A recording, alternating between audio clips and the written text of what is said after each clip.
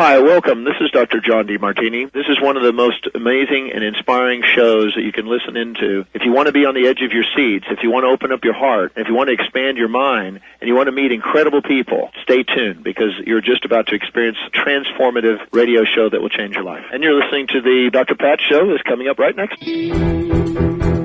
Welcome to the Dr. Pat Show. Talk radio to thrive by. Powerful, inspiring, and coming to you live, bringing you stories of people like you and me, busting through and living life full out. Get ready to dare to wonder what your life would be like if you knew you could not fail. Hey, everybody, welcome. It's so great to have all of you tune us in and turn us on. Thank you so much. I have got dynamic duo joining me here today, Johndennis, Govert, and Hapi, Hara. And they are bringing a message. You know, here's what I love about the message. We're going to talk about their book, but I want to talk about not the title of their book at the moment. Anything with the word matrix in it has already got me. But quantum intention and wish fulfilling gem. Quantum intention and wish fulfilling gem. Now, wait a minute. This is like a big book. I like that it's so big. I like a hefty book. It's a lot for me to read, but I read it. See that, everybody? All right. The reason I love this is because once upon a time, and I'm going to introduce each of these incredible people, but once upon a time, if you can remember, like going to a holiday with your family, right? I mean, just go back like a bunch of years. So you go to holiday with your family. And maybe you bring up something like about the amethyst necklace you're wearing. And everybody around the room, they look at you and they understand it's a piece of jewelry. But you know how we have evolved, Benny? Do you know how we have evolved? Here it is.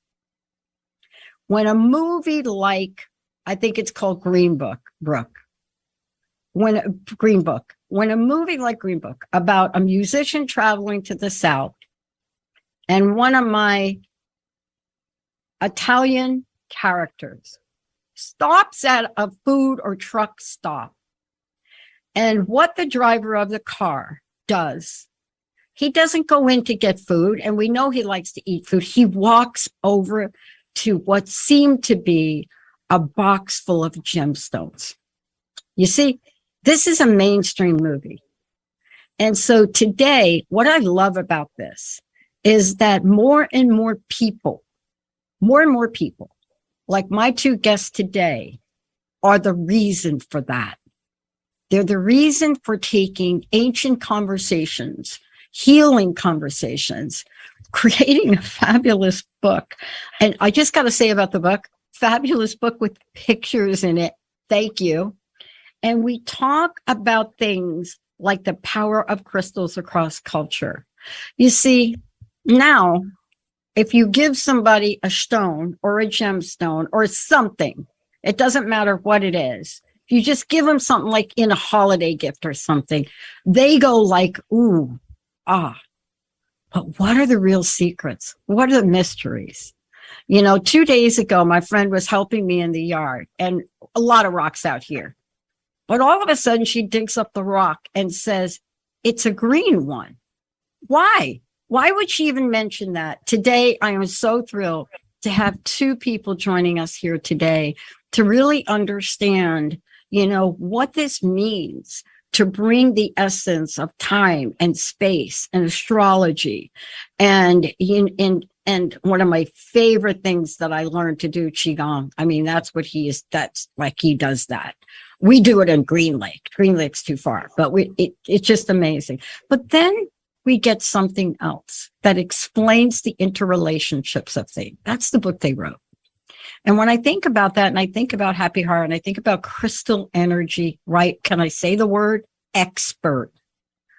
How do these two come together? What does each of them bring that's greater than the individual person to help us understand a power that is so ancient, so old, so healing, but yet so misunderstood? I want to welcome both of you to the show. It's great to have you. We're going to have some fun now, right?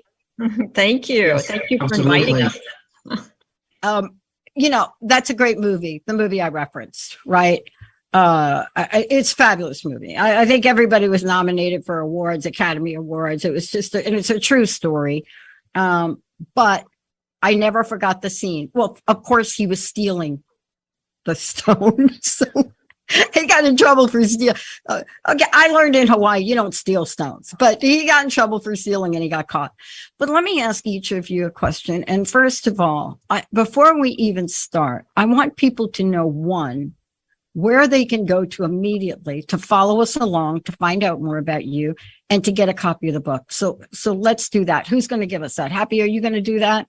Yes. So our website is chintamanimatrix.com, and you have to spell it with a CH, CHINTAMANI matrix.com. And you can get the book through Inner Traditions. That is the publisher, and they have a site where you can buy it directly from them. It's also on Amazon. It's on Barnes and Noble. It's on every internet bookseller. So it's widely available. Yeah. And by the way, the book title is Chintamani Crystal Matrix, Quantum Intention and the Wish Fulfilling Gem.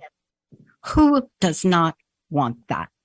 And Johndennis, you too as well. It's the same website. Is that correct? Yes, it's absolutely correct. Yes. And I need to mention this throughout the show because we have a lot to cover. We're going to take maybe one break at the half. Because how do you each feel about the example I gave? Because when I started this show 20 years ago, I didn't even know what I didn't know. This was not like on my career card or my attention board quite this way. And I became a student, and I'm a student today. But do you think that we have a better understanding today of, let's just call it, the quantum intention and wish fulfilling gemstones, crystals? Let's just call it that in the world. I'd like to hear from each of you. Have we progressed in our level of awakening around this at all? And how much more work do we have to do? Happy, you want to go first? Yeah, well, I personally think the book might be a little ahead of its time, but I mean, astrologically, I'm an Aquarius, and Johndennis has a lot of Aquarius in him too, and usually Aquarians are ahead of their time. So we understand that, but it's interesting you're talking about references in movies, because we actually have a small section of the book about how in movies and in popular myth and culture, there's usually this obsessive search for an ancient crystalline object. I mean, it's in the Marvel movies. It's in the Indiana Jones movies. And so we actually mentioned that because it's like the ancient myths have come forward into the new modern myths. And frequently, even in video games, there's this quest looking for the crystalline objects. Even the Chintamani is searched for in video games. Well, how about Halo? How about Halo, that just ridiculously popular? I actually had someone working for me who was the champion player, but now they turned it into a television series, one of the most popular series, with all of that reference. And I know you included in the book, and I'm so proud of you both for doing it.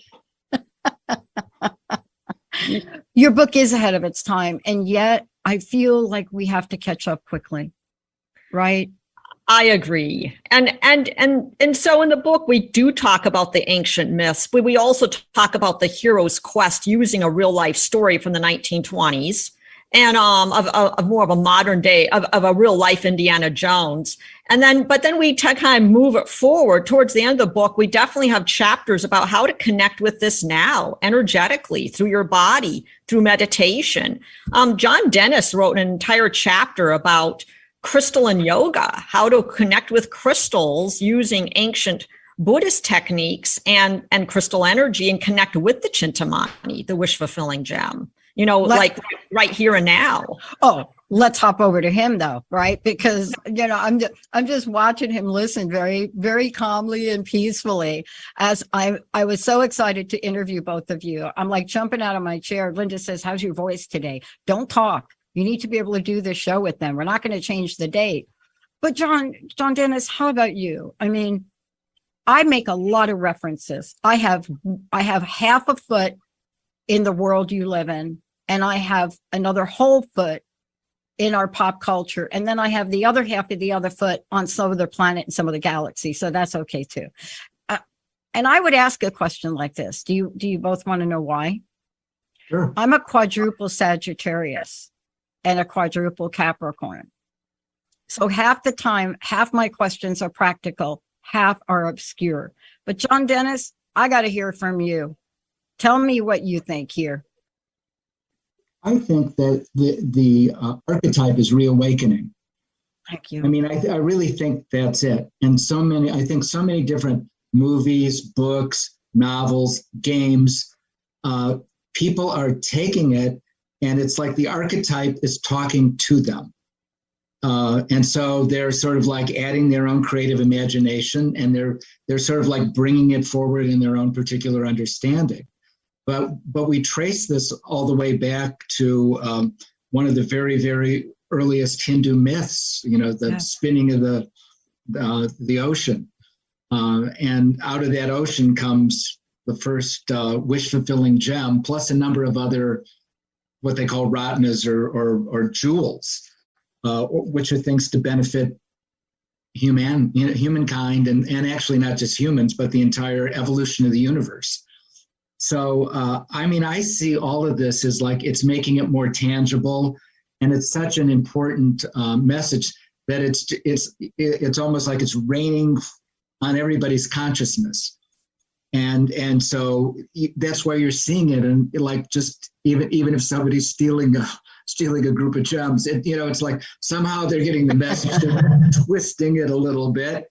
It isn't coming through loud and clear, but because also what's connected with these the gems is just sort of like this universal benevolence, you want to call it that, or universal compassion, agape, love for others, care for others, is somehow connected to that.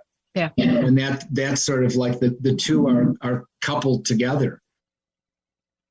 Do you know what I've observed? I want both of you to jump in here, and we're going to talk about the book.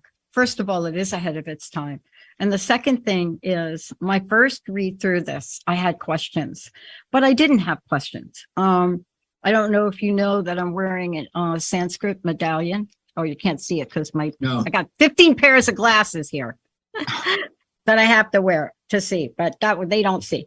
But I have my friend is Sarah Main. She specializes in ancient Sanskrit, and working with her over the past 4 years and doing a show with me, I can't believe what happened to me.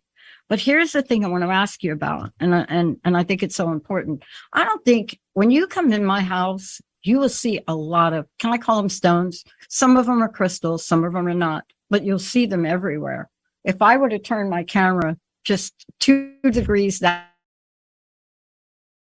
way, you'd see them. But it's interesting. I've never had anybody walk in and say, those are really awful. Right? Mm-hmm. I mean, and this to me is a multidimensional energy. It's a multidimensional. Now we're using terms like metaverse.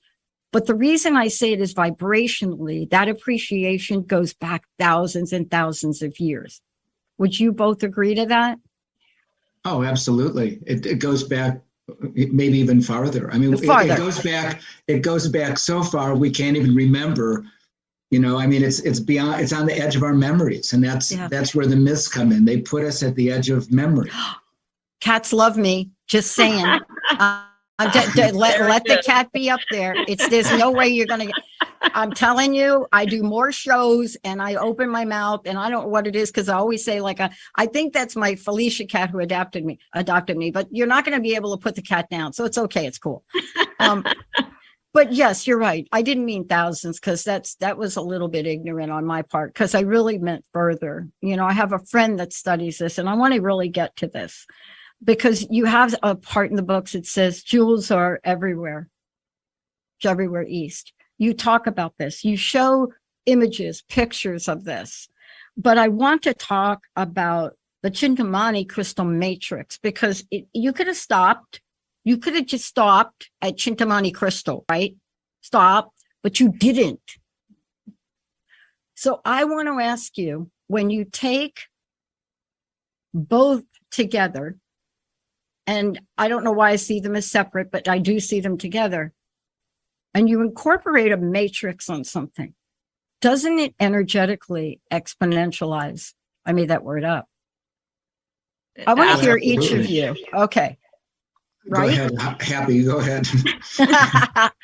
So on a practical level, I think one way to look at this as a matrix is this use of crystal grids.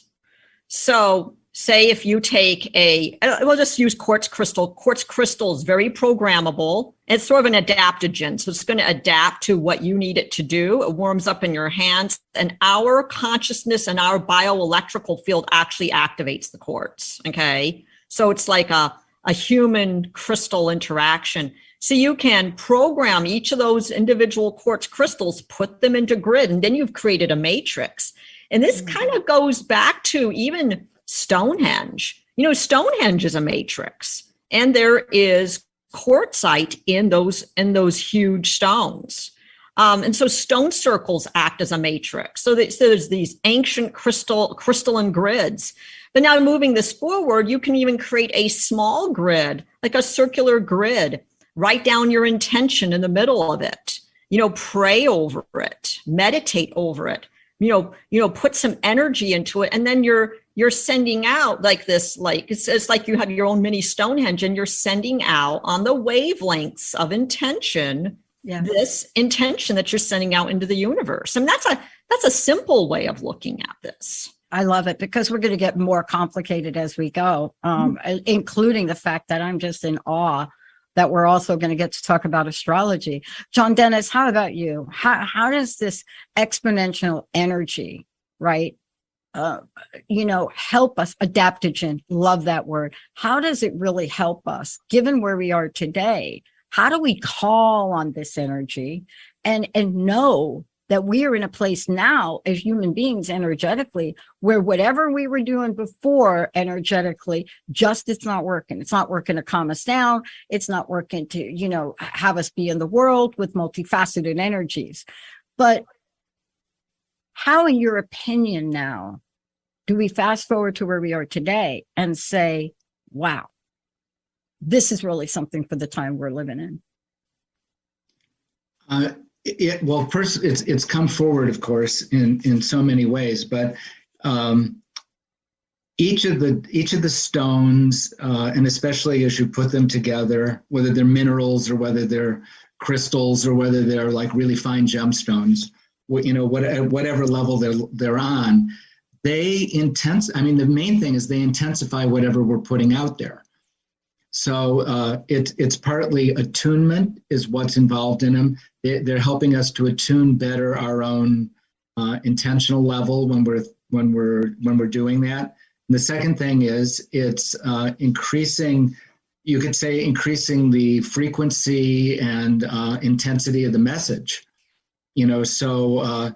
Which I think, just because there's so much cultural noise everywhere. That's sort of like important, because it helps to, in a sense, balance out that, the cultural white noise that's happening in the background.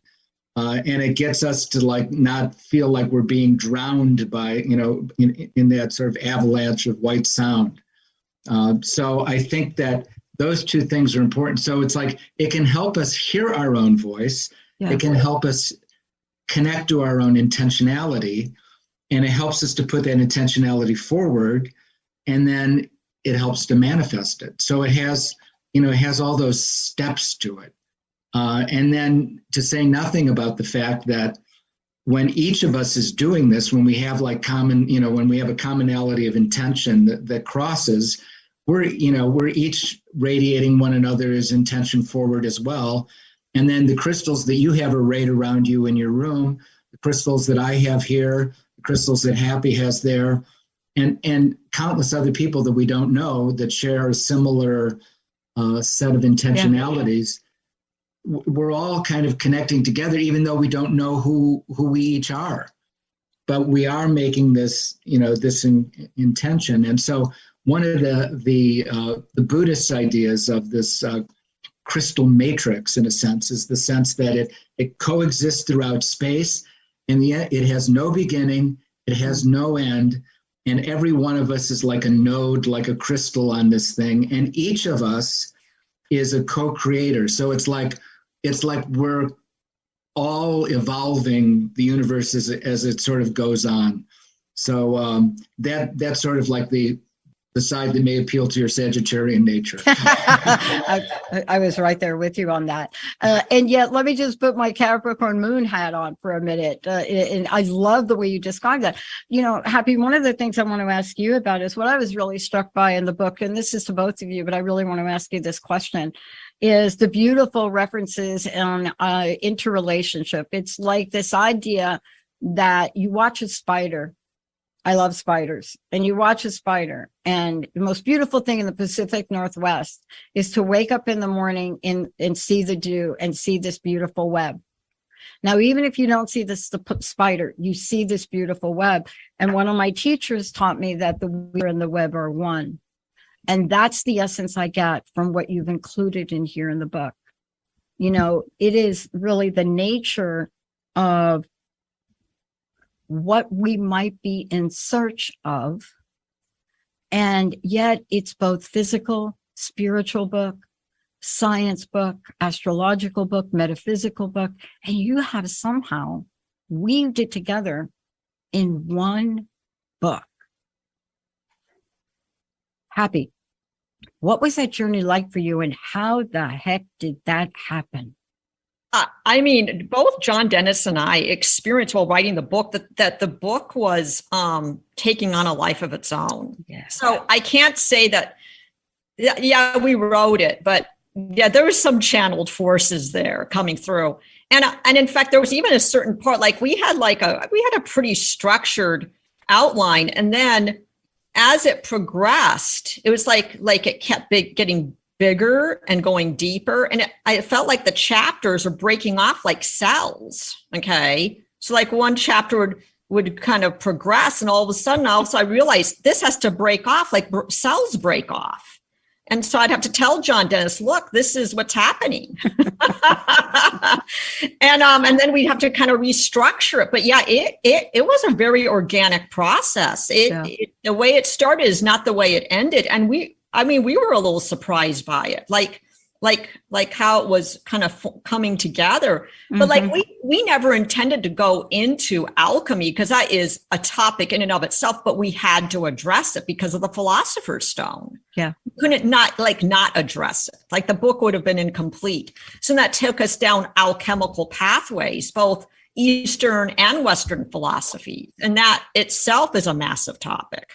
But then there was even one chapter that really, like, we had never intended, was even like the creation of the Chintamani, and that broke off from alchemy, like how we can co-create the Chintamani through various practices. And that chapter is, especially those who feel like a real creative calling for this process, it really gives you some ideas about it. Yeah. Yeah, I noticed that in the book. I mean, when I was reading the book, it was very unexpected, first of all, to see the chapter on the alchemy, but then, on the creating. And I love that you've done all this. I want to hop over to you, Johndennis, because I think one of the things we haven't explained to the listeners who don't have the book yet, and who will make sure know how to get it, is this idea of what it is. People ask me, what are you talking about? And I want to talk about the quest, because I always like starting with the quest, right? Vision Quest changed my life. And I never thought anything would change me or my life in any way, but it was a quest. And I would like you to talk about this, because this is sort of an origin story, right? It's an origin story, but I think it's an origin story that is so relatable, right? There are a lot of origin stories of a lot of things out there. Mm-hmm. Would you talk to that, Johndennis? Yes. So we have the Chintamani on one hand as like an end goal, to accomplish or to acquire or whatever. But we have the Chintamani as a process at the very same time that it's an end goal. So it's like you can't separate the process away from the end goal. It's like, it's like saying every step of the way of peace is what you're supposed to do. It's not the end point. It's actually every step is peace.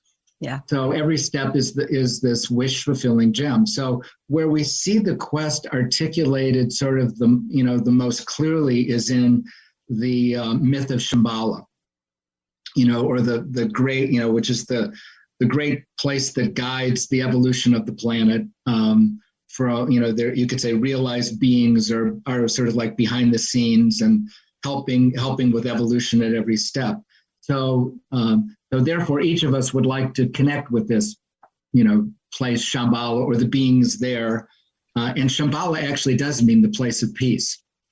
So we have a number of stories which say that this Chintamani, which in this case is represented by a singular gem, or a singular class of gems.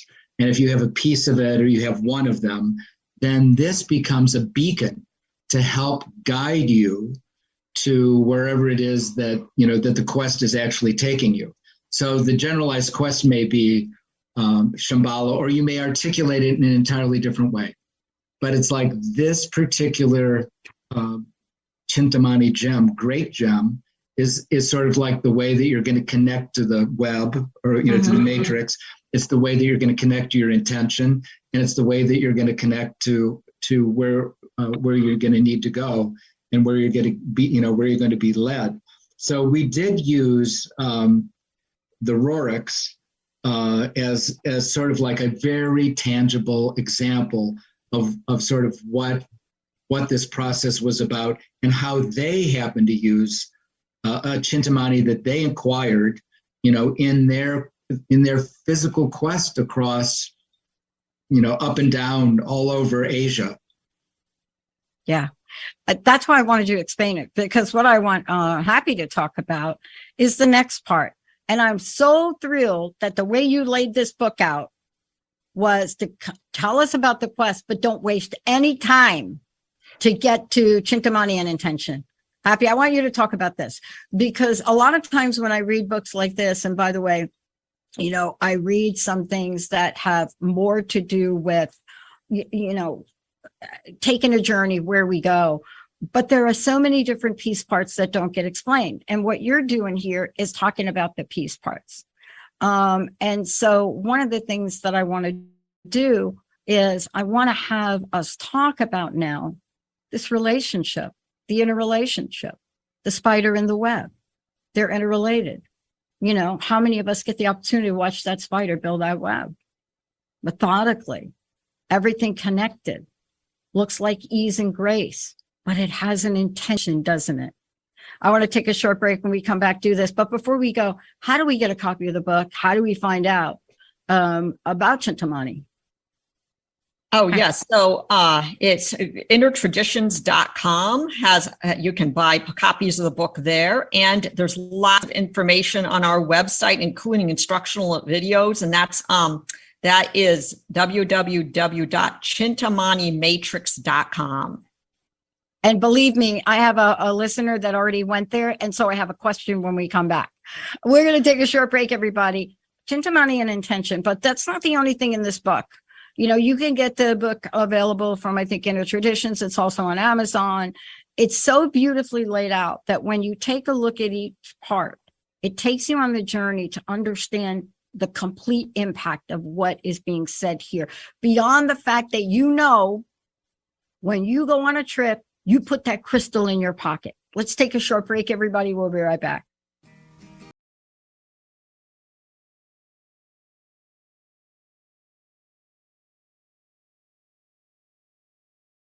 Does your life often feel like an emotional tsunami where rogue waves crash down on you, leaving you feeling hopeless and wondering if it will ever end? Do you wish to awaken the dormant strength inside of you? Imagine what it would be like to turn your pain into purpose. Start today by scheduling a complimentary consultation with Martinet. Dive into your healing journey and begin to see your life in a new light. Visit martinetemmons.com and make your appointment today. Whenever you start worrying or doubting, or whenever the inner mean chatter starts to steal the show and calm just goes out the window, here's a quick 30-second practice that you can do at any time. I'm Claudia Sam, your Soul Connection coach, host of the Be Happy Now show. Let's breathe out everything right now. And breathe in for 4. 1, 2, 3. 4. Breathe out. 4, 3, 2, 1. Breathe in and mentally say, I am. Breathe out. See the letters of the word calm dripping in front of your awareness. Breathe in, I am. Breathe out, calm. There you go. For more of this, go to claudiasmcoaching.com and click on meditate. How do you feel? Just okay? Well, how about you tune in and get ready to be more with the Healing Hour with me, Doc Martin, every third Wednesday at 11 a.m. Pacific on TransformationTalkRadio.com. I'm ready for your questions, and I can't wait to help you find the answers. Every month, we'll have a new live call-in show with innovative topics and a powerful hour of healing. To learn more about me, visit drsharonmartin.com. See you there. I'm going to be here. You won't want to miss it. Healing has a ripple effect. One person's healing affects everyone around them. This is where the power of sharing our stories can be so important. Tune in to Playing on the Edge Radio with Megan Edge each month on Transformation Talk Radio, as Megan provides you with ways of sustaining radical and powerful changes in your life. Enact the power of radical change. To find out more about Megan Edge, visit her website at meganedge.ca. Do you get stuck in that someday attitude, living the same day over and over again with no action? The Becoming You show, big ideas that inspire, impact, and influence your life with Leah Rowling is for you. Tune in every Friday at 11 a.m. Central on TransformationTalkRadio.com. This show will have you feeling inspired to take action with purpose and intention. For more information and to get in touch with me, visit www.leahrowling.com. Your own innate brilliance already lives inside of you. Come discover it so you can shine brightly in this world. Join me, your host, Adrienne Cobb, Wednesdays at 2 p.m. Pacific, 5 p.m. Eastern, during Wild Magic on TransformationTalkRadio.com, and get answers to who you are and where you belong. To learn more about me and the show, visit mywildmagic.com. Again, that's mywildmagic.com. Parenting isn't about perfection. I think we all know that. Parenting is about being present and honest, having compassion for your child and for yourself, communicating consciously and loving unconditionally. Tune into the Awakened Parent Project with Susan Dolce every first and third Tuesday at noon Pacific on TransformationTalkRadio.com. Learn to be an empowered parent through the techniques of the conscious parenting community. To learn more about Susan, visit susandolce.com. It takes courage to step into your calling and go for your dreams. Sabotage monsters can get in your way, preventing you from reaching your potential. You can choose to struggle alone, or you can choose community and support, someone to walk beside you, meeting you where you are. If you are ready to make real and lasting change, Coach Christine Clark is here for you. Find out more about one-on-one coaching and group programs with Coach Christine at sunglowtransformation.com. Are you wondering who you are meant to be in this ever-changing world right now? Kelly Kay is a certified New Paradigm multidimensional transformation energy healer, ready to assist you in this transformative process of expanding your consciousness. She helps you transmute your wounds and traumas into healing, growth, and wisdom, resulting in self-empowerment and freedom from fear. Visit enlightenedmedicine.com to learn more.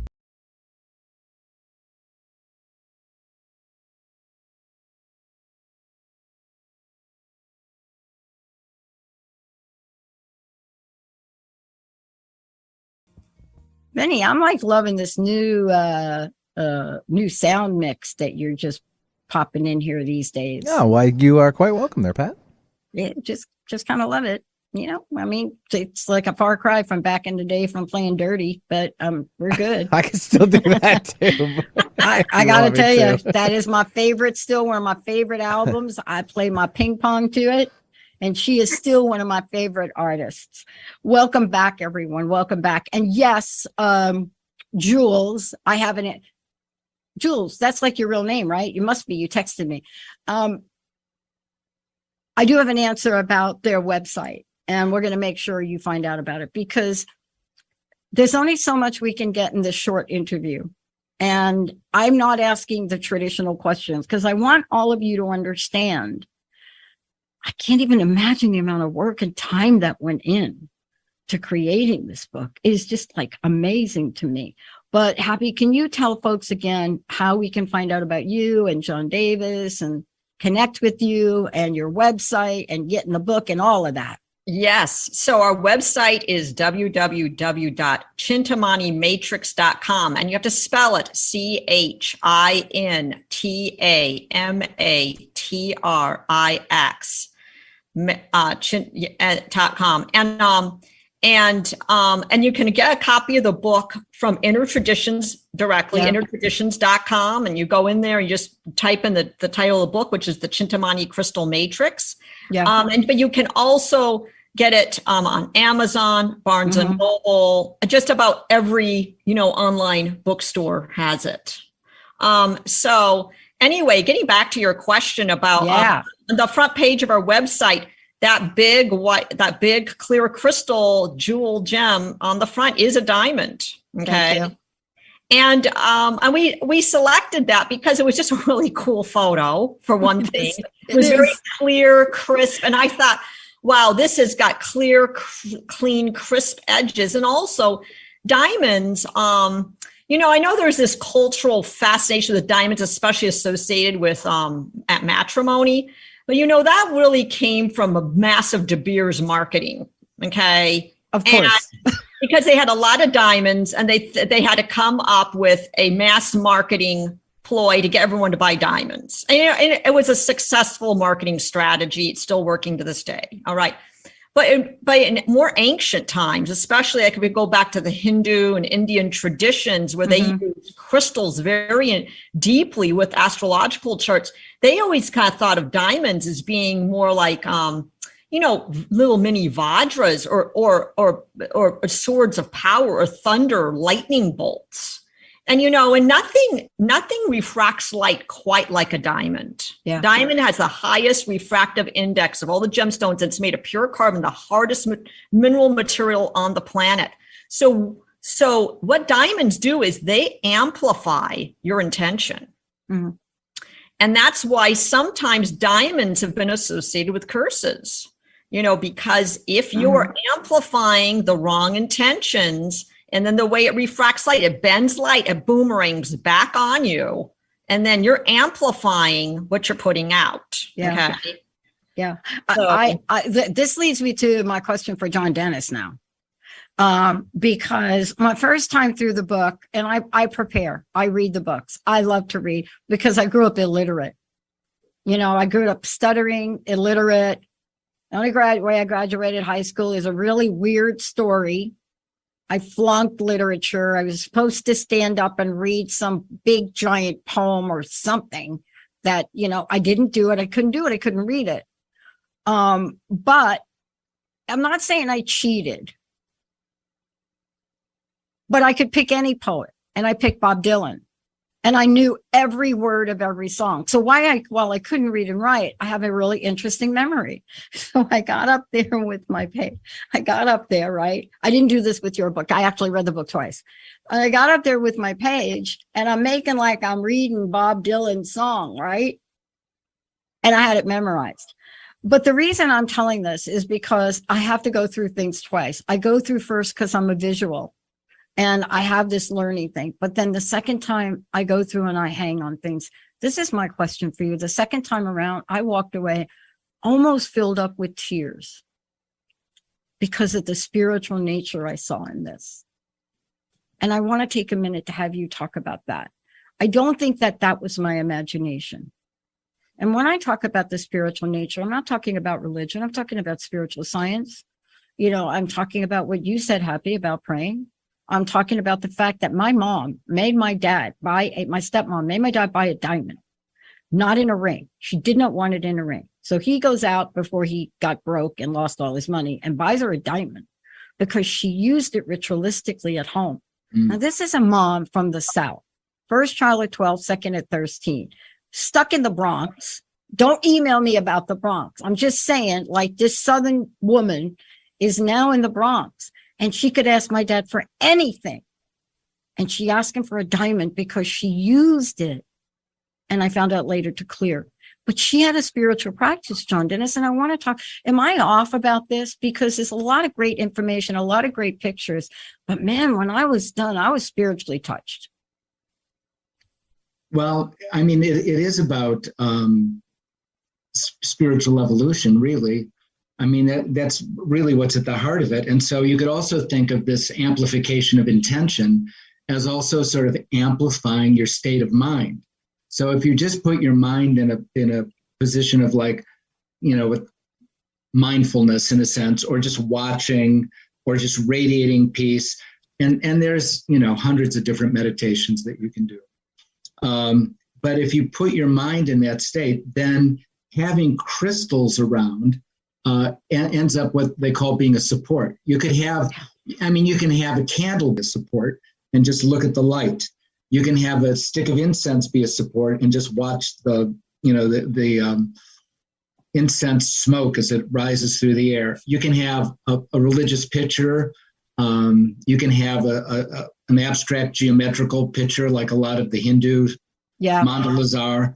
Yep. And all of those are different kinds of support. So what we were partly talking about, in a sense, is being able to use crystals and different stones and grids of stones as a support now to amplify your own practice. So it makes it easier, because that's also the noise of the culture and modern times that get us away from, and it's intentional to get us away from our intuition and get us away from, listening and acting on our inner voice. So this is just a set of supports to, like, reintroduce in a manner where we can touch it again and then take it forward and use all of these crystals and the techniques around them, because there's dozens and dozens of techniques that, not that we just only talked about, but a number of other people have used as well. But to just get everybody to use it in that way, or to point them in the direction that you can have a profound effect on yourself by using these crystals. Yeah, I found it really, and I guess the part that I got to after I spent a lot of time on the zodiac signs, right? And it's not, let me rephrase, not about the zodiac signs, it's about alignment. Everything in here that I pick up on is about alignment. And that's just my word. I'm pretty sure you don't talk about it like that, but I couldn't help it. One chapter, that's aligned with this. See, I see things in my brain. I don't see the words. When I read a page, I read the whole page and I get an image. When I got to the alignment and intention part, I think that's when it hit me. And as a result of that, I am going to be going through my house today. Because what I realize is intention is intention. And we have to please answer this, both of you. Don't we have to put attention on intention? Absolutely. I don't know about you two, but I know I've manifested some really weird things that I swore that I didn't want in my life. And when I look back at them, I did. But can you, Happy, talk about this alignment? Because unless you all get the book, and unless you look at this book and you look at what I'm saying, I might be able to show you all this. And Lydia, I'm pretty sure you don't have images of this. I pulled all my Post-it notes out of the book. I didn't want to hold the book up with Post-it notes. I'm sorry. But you see, this is what I'm talking about. This is just one page. And I want to ask you, in the world we live in, and I really do give credit for the movie The Secret, right? There's some things I agree with, some things I don't, but I have to give it credit, because what it did is it popped open a whole population of people that had no clue about anything we're talking about. And now you can't turn around without people understanding or hearing the word intention. But I want to ask each of you this question from your perspective and your journey in writing the book.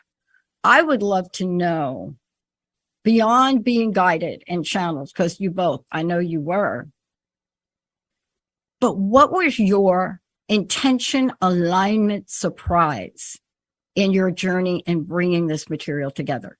And what I mean by that is you set out, you were going to do this, and you woke up one day and both of you looked back and said, I had no idea that was going to be in the book. I had no idea it was so important in the time we live in. Because I think things come to us because we need to get them. Happy, you want to go first? Should I start with Johndennis first in this one? I keep going back to you first. I mean, eeny meeny, right? What does that even mean? Happy, do you want to go? Yeah. Well, the first thing that popped into my head when you said that was the epilogue. Oh, okay. The epilogue snuck in there at the last second. I kind of remember even that day, and I told Johndennis, because we were past our word count, but we had a maximum word count. We were past it. Okay. And we actually had to start chopping stuff out. And then we had chopped stuff out. And all of a sudden it came to me. I was like, the epilogue, we need the epilogue. And I know what needs to be in the epilogue. And I started writing it, and it wrote itself. And it really was, it was like we had gone through this massive journey. Then all of a sudden the epilogue, it was the launching off into really finding Shambhala, like really going home. And so that's what we're using with our crystals. When we align with them, when we do astrological readings and we're meditating with our crystals, we're trying to find home. We're trying to find where we came from, who we really are, where our heart is. And that's where the epilogue was going. It was, there are these guides who have been trying to find home for us. And they may be ascended masters. They may be masters living on the earth right now. Johndennis might be one of them. But, it's like there are these guides who are helping us find our home. And then the Chintamani is intimately linked with this. And so that was the piece that kind of surprised me at the very end, was the way that kind of it ended the book and launched it into a whole nother direction. That's what I said. That's when I read it, and I was talking to Linda, and I said, they've got to have another book. Did they have another book? I'm like, where's their other book? Right? I'm like thinking, and I'm sure it'll come. Johndennis, how about for you? I think one of the weirdest moments that I had was I was listening to a lecture, and somebody was saying, was quoting Schrödinger and saying, DNA is an aperiodic crystal. And then I was just like fogged over in that moment. And so then I'm out picking up Schrödinger's work and trying to dig through what it is that he actually said. But I mean, the concept of it is like your very plan, the matrix of your body, the DNA itself is the crystal, is like your main crystal. And so it's like we're like at the very heart of us, we're composed of a crystal. So whatever else you can decide, we can call ourselves, biological and, consciousness, but it's all the things attributable to crystals are attributable to us, our bodies in a sense, because of the DNA that's encoded in all of this. So that was one of those parts that just knocked my socks off. Yeah. I mean, I look at books. I'm working with one of our hosts, and she's writing a book now, and we're really battling about the cover and the title of the book. And as a matter of fact, I sent them your cover and title, and I said, you've got to do a better job representing this. But then let me tell you where I went in the book. I don't know much about this, but I got to one of your appendices, materials analysis of Chintamani orbs. Wow. What? Is that okay? You really read the book. I did. But Benny, are you ready for when I first started this, the show wasn't the Dr. Pat show. I had a very interesting relationship with crust of the earth. I'm not kidding. I kid you. The show, you can Google it. Crust Busting Your Way to an Awesome Life. And I got to this part and I read what you said and I'm thinking, well, wait a minute. Why are they using the term crust?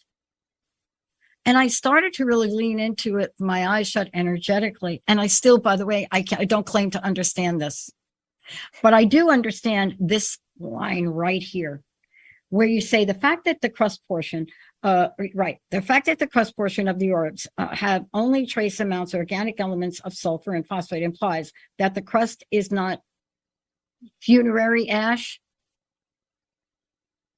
And then you go on. It's not you should be surprised to me reading the book. I'm just in awe about what you've included in here, because energetically and otherwise, this is really the place all of us need to try to get to, right? And I know we have a couple of minutes left. I could go on for hours. I hope you will both come back. I'm already going to call Gail. I'm going to have you both come back, because the idea of what you're presenting, that's going to cause me to take a half a day to look at every crystal in my house from your book's perspective is just amazing. I want to ask you each this question. First of all, thank you so much, both of you. Again, how do we get a copy of the book? But I would love to know your personal message, each of you, and what you'd love to leave us with. All right, to get a copy of the book, first of all, it's innertraditions.com. And also you can purchase it on Amazon and Barnes & Noble. Our website is www.chintamanimatrix.com. I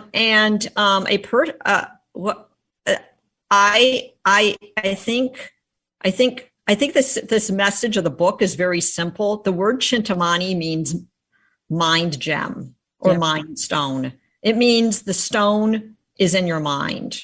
And it could be the pineal gland, which is crystalline itself. And so when you are connecting with, like when you're meditating with a quartz crystal, when I meditate with a quartz crystal, I go into the quartz crystal. I bond with it, like me and the crystal become one and the same. And then we're both resonating with our intention of peace or love. And so I think it's about bonding with the crystal. It's not like, oh, the crystal is going to do all the work for you. It's you're working with the crystal to create intention, and you are the creator. So the word Chintamani, mind stone, means the crystal is inside of you. I think that's one of the messages from the book. Yep. Yeah. Oh, absolutely. And thank you for that. Johndennis, what's your personal message? What would you like to leave us with? My message is that it is the way to higher consciousness, and that the crystal makes you aware, in a sense, of the self that you are, that isn't conditioned by karma. So it helps to kind of like have you more clearly not just see, experience, smell, touch, taste, truly experience yourself in a different dimension. And it breaks down sort of like your habitual view of yourself, of all the criticisms and, all the things that aren't right. And then just experience yourself in this more perfect reflection. And then that allows you to just relax and experience this higher state of consciousness, which is already present. Thank you both for everything. I hope you will come back. And I want to say to all of you that are watching and listening, and isn't that the gratitude mandala? Is that correct? It's the flower of life. Flower of life. Thank you. That's what I call gratitude. Oh. But for those of you out there, this is the book. We got through a very high level of this. Hopefully when they come back, we'll really talk about what alignment means. I want to thank you both so very, very much for bringing this message out. But it had to take a few, I would guess. Or channel it. It took a few years to write the book. And thank you for the cliffhanger at the end, because we'll be expecting your next book. Just saying. Thank you both for joining me here today. I want to thank all of you out there. Again, this is one of these books. It goes on my holiday list, right? So I give books away at the holiday. So this one goes like at the top of my holiday list to give to friends. Thank you all. Benny, thank you. Lydia, thank you. Happy, thank you. Johndennis, thank you. And most of all, to all of you out there, if it wasn't for you, none of us would be having this experience that we do on the show. You are the driving force behind this. And our commitment, as always, is to make sure that we're presenting the material you want in the way you want it. Thank you all so very much. We'll take a short break. We'll be right back. The views expressed on this program are those of the host, guests, and callers